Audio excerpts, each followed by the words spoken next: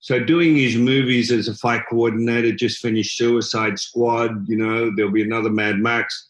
To work as a fight coordinator means I'm still using my martial arts. I mean, how good is that? Yeah. I take my passion to work with me. So that's not a bad position to be in. And my job is just stay healthy enough and strong enough and all of that, because I do have to be able to perform. I have to be able to train the actors. I have to be able to work the fight scenes out and demonstrate them.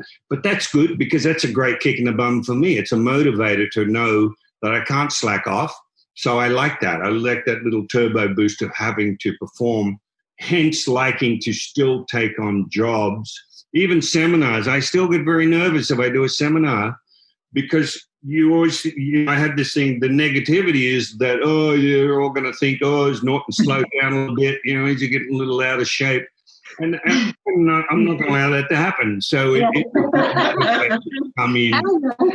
be able to perform, so that's a good thing, I think, So I'd like to take on things that will then challenge me. The hardest thing, is an old saying that fear keeps people ordinary, like meaning that when you get presented with a bit of a challenge, the easiest thing is to justify why it's not good for you. No, I don't want to, no. Usually it's out of fear of your ability to be able to come up to scratch and be good enough. The first thing you need to do is say yes, within reason, of course, and then figure out how to do it, and Gustavo, Tyson's trainer, always says that he's wrote a lot on fear, but one of them was that fear is a friend of extraordinary people. Meaning that everybody, Jeff Johnson, my friend in England, used to say, anyone that says they don't feel fear, especially in a fight, for instance, is either stupid or they're lying. It's what you do with that fear. And I find if I take something on that makes me fearful, that's a thing, that's a motivator where I'll do more work to bring myself up and allay those fears so I'm able to perform and be good enough. Even Nicole Kidman, I love the story of Nicole Kidman in an interview saying that every film role often scares the shit out of her, and she will often only take the roles that frighten her. Why? Because it motivates her to be better, to do more work, to prepare more. Napoleon is the one that said confidence is a factor of preparation. The more prepared you are, in his case, he's talking about war and combat, the more confident you are. Absolutely. That's true. Yeah.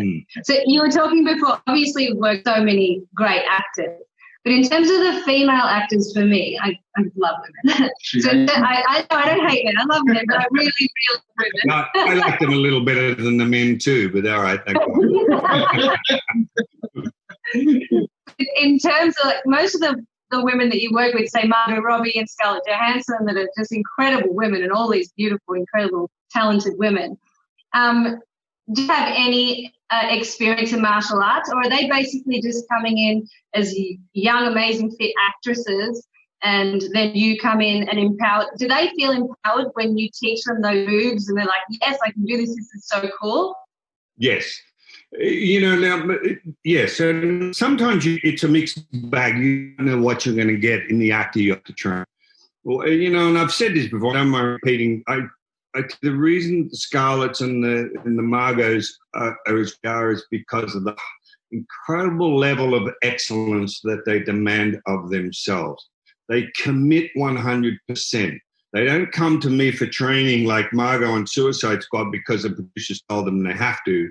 They come because they realize the more work they put in with me, the more prepared they will be for action scene, and it's their representation on screen that's what it's all about. And,